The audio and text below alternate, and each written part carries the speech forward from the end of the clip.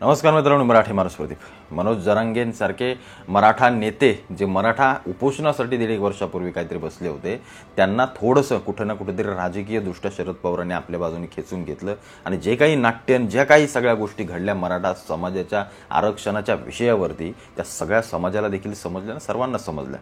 कारण मनोज जरांगे पाटील हे राजकीय कोणत्याही चौकटीत न बसता मराठा समाजाच्या मागणीसाठी बसले असते ना, तर आज काहीसं चित्र वेगळं असतं. आज निश्चित काहीसं चित्र वेगळं असतं. आज जो मराठा समाज एकवटला होता तो निश्चित जरांगे पाटलांच्या मागे उभे राहिला असता. मग त्यांचे आमदार असो, त्यांनी स्वतःचा पक्षच मी म्हणतो पक्ष किंवा समाजाचा एक पक्ष संपूर्ण मराठा समाजाने जरी काढला असता तरी महाराष्ट्रामधलं चित्र खरंच काहीसं वेगळं असतं. कारण आत्ताच्या घडीला निवडून आलेले 150-180 काहीतरी आमदार आहेत जे 150च्या वरतीच पकडा, ते सगळे मराठा समाजाचे आहेत, मराठा आहेत ते. त्याच्यामुळं अशी काहीतरी गोष्ट घेतली असती तर मग समाजाने त्यांना पाठीशी घातलं असतं. पण या उलट सगळ्या गोष्टी चुकीच्या झाल्या. लोकसभेला देवेंद्र फडणवीस आणि या सगळ्या गोष्टी नक्की त्या राजकीयच भूमिका होत्या. ह्या सगळ्या लोकांना समजून गेल्या की मुसलमान एकत्र येणं, त्यांच्या मागण्या, त्यांच्या सगळ्या गोष्टी, त्याच्यामुळे या विधानसभेला जरांगेंना युटर्न घ्यावा लागला की यांना पाडा आणि त्यांना पाडा बोलण्यात. कारण त्यांना समजून गेलं की आपलं सगळं भिंग फुटलेलं आहे. पुन्हा एकदा शरद पवारांनी त्यांना सांगितलं की आता पुन्हा एकदा उपोषणाला जा. मध्ये काल पंढरपूरला काय गेले, त्या सगळ्या गोष्टी केल्या आणि पुन्हा उपोषणाला बसणार आहेत. पण त्याचा आता तितकासा फायदा होईल असं वाटत नाही. कारण ज्या प्रकारे समाजाची दिशाभूल झाली, 1.5 वर्ष जो समाज एका उभ्या राहिलेल्या नावावरती विश्वास ठेवून होता, त्याला आता सगळा राजकीय वास येऊ लागलाय. त्याच्यामुळे आता तिकडे लोक वळतील पुन्हा असं वाटत नाहीये. त्याच्यानंतर आता काय करायचं निवडणुकीनंतर, तर बाबा आढावांसारखा एक समाजसेवक जो 84 वर्षाचे आहेत, त्या 84 वर्षाच्या समाजसेवकाला ईव्हीएमच्या विरोधामध्ये, मी तुम्ही मागे एक व्हिडिओ बनवली तुम्ही पाहिली असेल, उतरवण्याचं काम शरद पवारांनी केलं असं अनेक लोक सांगतायत की ते पुरस्कृत आहेत इकडूनच. कारण हेच बाबा आढाव लोकसभेला कुठे होते? हेच बाबा आढाव जेव्हा बाकीच्या वेळेला भारतीय जनता पार्टीच्या सत्ता महाराष्ट्रात येत होत्या, 2014 असो 19 असो, तेव्हा हे कुठे होते? तेव्हा तर हे कुठं नव्हते ना. म्हणजे लोकसभेला ज्या महाविकास आघाडीला मोठं यश घवघवीत महाराष्ट्रात मिळालं, तिथं मग ईव्हीएममध्ये काय घोटाळा होतो का, हा प्रश्नचिन्ह त्यांनी उपस्थित करायला हवा. कारण हे बाबा आढाव ईव्हीएमच्या बातम्या किंवा याच्यावरती बाहेर येत आहेत. मला असं वाटतं हे देखील नगरसेवक राजकीय दृष्ट्या सगळ्या गोष्टीतून आले आहेत. त्यामुळे या सगळ्या गोष्टी लोकांना समजू लागलेत. कारण शरद पवारांचं त्यांना भेटणं असो, उद्धव ठाकरेंचं भेटणं असो, ही सगळी लोक त्यांना जाऊन भेटणं असो, जे समाजसेवक आहेत त्यांना शरद पवारांनी अशा एका आंदोलनामध्ये उतरवणं ही अत्यंत धोक्याची गोष्ट आहे. कारण शरद पवार साहेब कुठल्या थराला जातील राजकारणामध्ये हे काही सांगू शकत नाहीये आपण. कारण अख्खा मराठा समाजच त्यांनी लोकसभेला हे करून टाकला आणि त्याच्यामुळं म्हणजे अशा सामाजिक संवेदनशील बाबींवरती देखील राजकारण करणं ही खूप मोठी गोष्ट झाली. आणि अशा लोकांनाच जर महाराष्ट्र, मला असं वाटतंय, आत्ताच्या या निवडणुकीमध्ये नाकारत असेल तर ही काही गोष्ट चुकीची नाहीये. ही गोष्ट कुठल्या ईव्हीएमवरती गेलेली नाहीये. ही गोष्ट लोकांचा रोष आहे म्हणून ती उठलेली आहे. मग जे बाबा आढावांनाही पुढं करण्याचं काम करतायत ते निश्चित चाललं नाही. ते सगळं गेलं आणि ते आता लोकांना देखील समजू लागले राजकारण की नक्की काय असतं. लगेच यांचे नेते भेटायला जाणार, मीडिया जाणार, सगळ्या गोष्टी जाणार. हे सगळं नाट्यसत्र लोकांना समजतं. आता याच्या पुढचा प्लॅन म्हणून मार्कडवाडीचं बॅलेट पेपरवरती मतदान आणि या सगळ्या गोष्टी काढण्याचा हा एक छोटासा केविलवाना प्रयत्न आपल्याला सर्वांना दिसतोय असं अनेक जण म्हणतायत. कारण ज्या प्रकारे आता तुम्हाला मार्कडवाडीचं मी सगळ्या गोष्टी सांगतो ना की कसं काय त्यांच्या डोक्यामध्ये शिस्त आहे. या मार्कडवाडीमध्ये जे काही मतदान होत आहे ते मतदान ही मार्कडवाडी ही माळशिरस मतदारसंघामध्ये येते. ज्या मतदारसंघाचे शरद पवारांचे आमदार उत्तम जानकर ते तिथले आमदार आहेत ज्यांनी भाजपाच्या राम सातपुतेंना हरवले. आता ते हरवत असताना मला असं वाटतं राम सातपुतेंना काहीतरी 1,05,000 अशी मतं आहेत आणि यांना काहीतरी 1,12,000 अशी काहीतरी मतं आहेत. आणि या सगळ्या गोष्टी असताना म्हणजे आता शरद पवारांचे हे जे उत्तम जानकर आमदार आहेत ते निवडून आले तिथं. त्यांना जे मतदान झालंय हे कुठल्या बॅलेट पेपरवर झालेलं नाहीये. त्यांना तिथं ईव्हीएम वरती बटन दाबून मतदान झालेलं आहे. त्याच्यामुळे जिंकलेला आपला आमदार त्याच्याच मतदारसंघामध्ये गावामध्ये बॅलेट पेपरवरती निवडणुका घेण्याचं हा जो काही प्रयत्न आहे या सगळ्या गोष्टी अत्यंत चुकीच्या आहेत. म्हणजे जी काही ठिणगी पाडायचा हा प्रयत्न करतायत की गावकऱ्यांनी सगळे एकवटलेत गावकरी आणि त्यांना वाटतं की बॅलेट पेपरवरती मतदान घ्यावं, अशी काहीतरी एक गोष्ट त्यांनी बाहेर काढण्याचा सगळा प्रयत्न केलाय. कारण जे तुमचे उत्तम जानकर ज्या ईव्हीएम वरती जिंकून येतात ते काय पडले नाहीये तिथे, ते जिंकून आलेत. जो काय माळशिरसचा भाग आहे त्या सगळ्या गोष्टीमध्ये ते हरले असते तर गोष्ट वेगळी आहे. ते जिंकून आलेत आणि तेच सांगतायत की इथे ईव्हीएम मध्ये घोटाळा झाला होता. या गावामध्ये झालेलं मतदान हे राम सातपुतेंना जास्त झालं आणि यांना 843 मतदान झाले, त्यांना 1000 काहीतरी मतदान झालंय राम सातपुतेंना, आणि 843 हे उत्तम जानकरांना झालंय, जे इतके वर्ष ते म्हणतात की गावामध्ये सगळ्यात जास्त मतदान मलाच व्हायचं. पण ह्या वेळेला अनेक पैसे दाबून मतदान फिरलं असेल, लाडक्या बहिणींचं मतदान फिरलं असेल, 100-200 मतदान येते, कसंही फिरू शकतं. लोक काय एवढी हे नाहीये तो. तुम्हाला असं वाटत असेल लोक पैसे घेतात तिकडे जाऊन तिसऱ्याला बटन दाबतात, लोक एवढी सुज्ञ असते आपल्या राज्याची किंवा आपल्या याची, तर मग कसं काय झालं असतं एवढ्या गोष्टी सगळ्या. आणि जो काही केविलवाना हा प्रयत्न करतायत गावकऱ्यांना वेठीस धरून बॅलेट पेपरवरती, बरं मतदारसंघ यांचा, गाव यांचं, आमदार सांगेल तो यांना करावंच लागणार, गावकऱ्यांना या सगळ्या मानाव्याच लागणार गोष्टी. त्यामुळे या गोष्टींमध्ये बॅलेट पेपरच्या एवढी काही शाश्वती नाहीये की हे जे काही करतायत आणि त्यांना जे करू पाहतायत.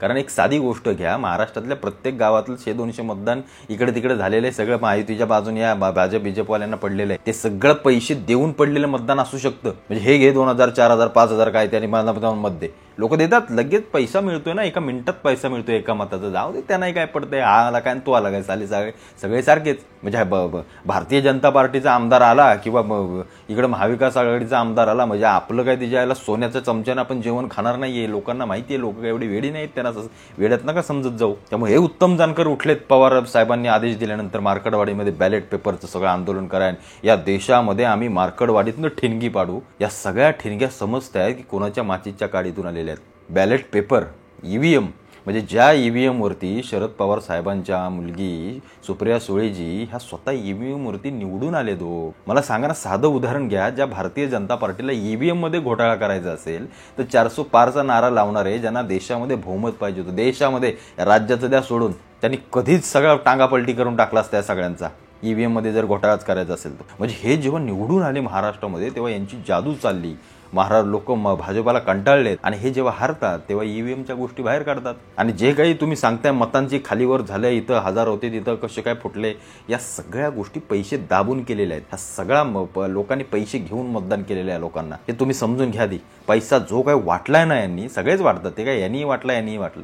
इथं कोणी धुतल्या तांदळाचं नाहीये, राजकारणात तर निश्चित नाहीये.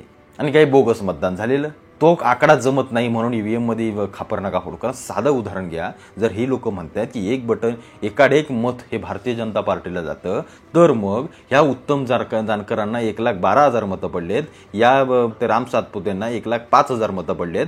जर एकाड एक मत जर मला असं वाटतं इथं राम सातपुतेंना जात असेल तर मग या जानकरांची मतं ही अर्धी झाली पाहिजेत. तुम्ही साधं उदाहरण घ्या, जे कोणी माणसं निवडून आलेत, किंवा साधं एक उदाहरण देऊया आपण या नवी मुंबईच्या आपल्या विधानसभेचं, जिथं मंदा म्हात्रे भारतीय जनता पार्टी 300 मतांनी निवडून आलेत आणि शरद पवारांची संजीव नाईक हे 300 मतांनी काहीतरी पडलेत. जर एकाड एक बटन दाबल्यानंतर त्यांना मतदान जात असेल तर मग यांची मतं थेट 50% घटायला पाहिजेत.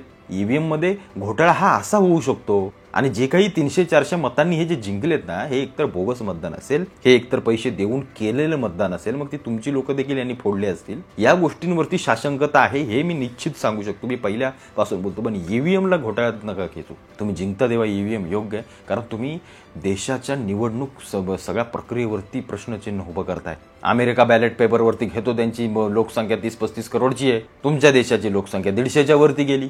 बॅलेट पेपर आणि याच्यामध्ये तुम्हाला फरक समजेल की काय नक्की प्रक्रिया असेल, कसंही राबवावं लागतं, त्याला किती तामझामान, किती सगळ्या गोष्टी असतात. बॅलेट पेपर हा सगळ्या मला असं वाटतं फिजिकली करण्याच्या गोष्टी आहेत, ज्या तुमच्या स्वतःच्या हाताने कराव्या लागतात. तिथं तर उलट माती मोल करून टाकाल. तिथं तर कोण काय कुठं शिक्का मारते, कुठं काय करते, काही सांगू शकत नाही. इतका भयंकर घोटाळा तिथे होईल जो ईव्हीएम मध्ये होत नाहीये. यांनी जे काही हाताळलंय किंवा जे काही केलंय, अगदी मग बोगस मतदान असेल, मग कोणी काय केलं, त्याच्यावरती शंका उपस्थित करा. त्या मताचा मी देखील आहे, त्याच्यावरती शंका, पण ईव्हीएम वरती नको. कारण तुम्ही जे या मार्कडवाडीमध्ये करताय ना, एक गोष्ट लक्षात घ्या, तुमचंच घर म्हणजे झालंय कसं त्या ममता बॅनर्जींमध्ये, जसं त्या कोलकातामध्ये केलंय की रेप झालाय कोलकातामध्ये, मुख्यमंत्री ममता बॅनर्जी, आंदोलन करतायत ममता बॅनर्जी, कुणाच्या विरोधात, ममता बॅनर्जींच्या. या असल्या राजकीय फालतू गोष्टी काय लोकांना कळत नाही, तसं समजू नका. त्याच्यामुळं पवार साहेब एक खेळी खेळतायत, ते सगळी लोकांना समजू लागले. कारण एक मार्कडवाडी जिथं तुमचाच आमदार जिंकून आलाय, बरं तो जिंकला, मग तो हरला पाहिजे होता, मग तुम्ही ईव्हीएम वरती प्रश्नचिन्ह उभं करा. हे उत्तम जानकर जिंकून आलेत आणि हे सांगतात ईव्हीएम मध्ये माझ्या गावातली 200 मतं तिकडे कसे काय गेली. त्या 200 मतांसाठी मी बॅलेट पेपरवरती आता निवडणूक घेण्याच्या मागे लागलोय आणि हंगामा सगळा चालू केलाय. 200 मतं गेली लाडक्या बहिणींची, पैसे मिळाले, आता लाडकी बहीण बंद करायचं सांगताय. या सगळ्या गोष्टी राजकीय दृष्ट्या थोड्याशा समजून घेणं अत्यंत महत्त्वाचं आहे. तुम्ही कुठल्या प्रक्रियेवरती प्रश्नचिन्ह उभं नका करू. तुम्ही जिंकता तेव्हा ती चांगली असते, तुम्ही हरता तेव्हा ती वाईट असते. हे लोकशाहीला येणाऱ्या काळामध्ये घातक असेल. आणि ही सगळी या काँग्रेस आणि डाव्या विचारसरणीच्या लोकांची, ही सगळी विचारसरणी या सगळ्या लोकांची, ज्यांनी या देशाला खड्ड्यात घातले, खड्ड्यात. ईव्हीएम काय मोदींनी नाही आणलं आल्यानंतर, ईव्हीएम तुमच्या काळातच होतं ना. मग तुम्ही जेव्हा लीडने जिंकून येत होता तेव्हा ईव्हीएम मध्ये घोटाळा करत नव्हता का रे? तेव्हा निवडणूक ऍक्ट तुमच्या हाताखाली होता. लक्षात घ्या सगळ्या गोष्टी. तुम्ही आज सगळ्या ज्या गोष्टी सांगतायत ना की इन्कम टॅक्सची रेट टाकतायत, इन्कम टॅक्स खाली घाबरवतायत, सगळ्या गोष्टी मोदी करतायत, जे तुम्हीही तुमच्या काळामध्ये केलंय. हा इतिहास काढायला सांगू नका कुणाला.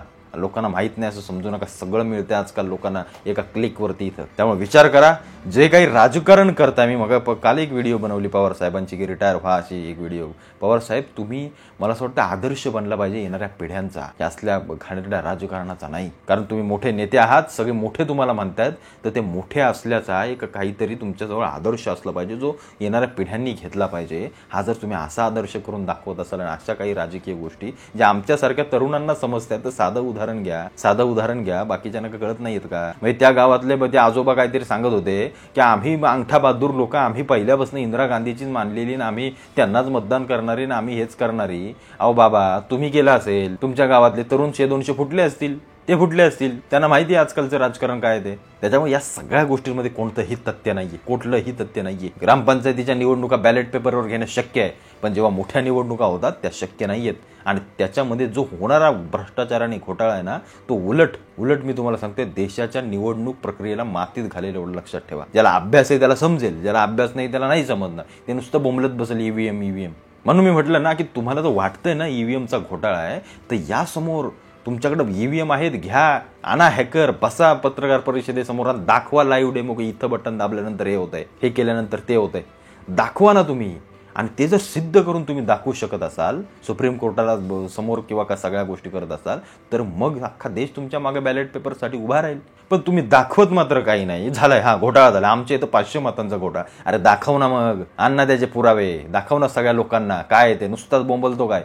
दाखव ना पुरावा आणून, हे सिद्ध करून दाखव ना, पत्रकार परिषद घेऊन सगळ्या लाईव्ह सगळ्या समोर जनतेला बघू दे महाराष्ट्राच्या, देशाच्या, की हे अशी ईव्हीएम हॅक होते. आणि मग हे हॅक करून दाखवा, मग बोंबलत बसा. पण उगाच काहीतरी संभ्रमामध्ये लोकांना पाडू नका आणि लोकांना असं भासवू नका की तुमचं दिलेलं मत चुकीच्या ठिकाणी जातं, असं होतंय. काही नाही. जे दिलं ते तिथंच जातंय, जे दिलं ते तिथंच जातंय. बटन दाबता इकडे चिठ्ठी बघायला मिळते ना, मग ती चिठ्ठी चुकीची आल्यानंतर तिथंच आवाज उठवायचा. तसला तर कुठला नागरिक आला नाही की मी इथं बटन दाबला नाही रे, इथं कमळाचं बटन दाबलं नाही, इकडे तुतारीची चिठ्ठी आली. असं झालंच नाही. तुम्हाला बघायला टाइम मिळतोय, ती चिठ्ठी येते खाली, थोडा वेळ थांबते, खाली पडते. अशी तर एकही घटना या निवडणुकीमध्ये समोर आली नाही की मी इथं दाबल्यानंतर इथं वेगळंच येतंय. त्याच्यामुळे या गोष्टींमध्ये तथ्य नाही. हार स्वीकारायला शिका आणि त्यातून तुम्ही तुमचं काम करत राहा. यांचं काम करू द्या. तुम्ही जिंकता तेव्हा चांगलं आणि हारता तेव्हा वाईट, असं करू नका. बाकी तुम्हाला काय वाटतंय या सगळ्या प्रकरणावरती मला आवर्जून कळवा.